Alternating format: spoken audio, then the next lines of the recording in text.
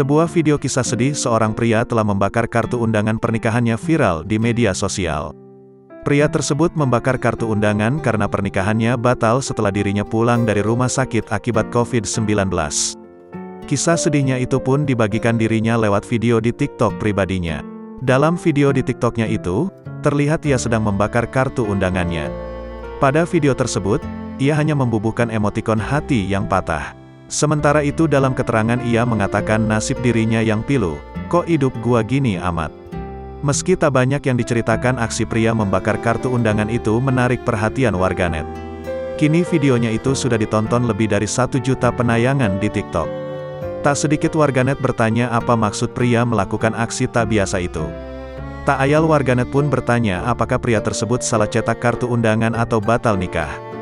Karena banyak warganet yang menanyakan dari aksinya itu, di video lainnya akhirnya menjelaskan maksud ia membakar kartu undangan pernikahan dirinya itu. Benar saja, ia menjelaskan tujuan dirinya membakar kartu undangan karena pernikahan batal.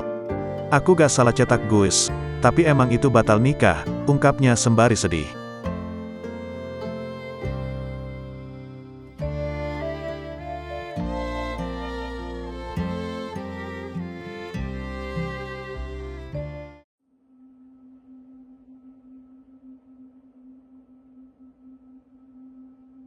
Berdasarkan pengakuan Ta di persidangan, ia menyebut mematok tarif Rp30 juta hingga Rp70 juta.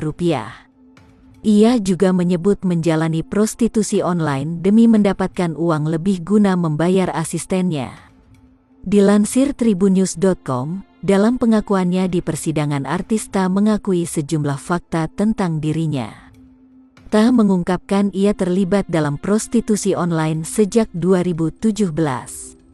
Selama tahun 2017, ia menerima 7 orderan. Sementara di tahun 2020, ia menerima orderan sebanyak 5 kali. Dengan aksi yang dilakukan, Ta disebut memasang tarif yang berbeda-beda.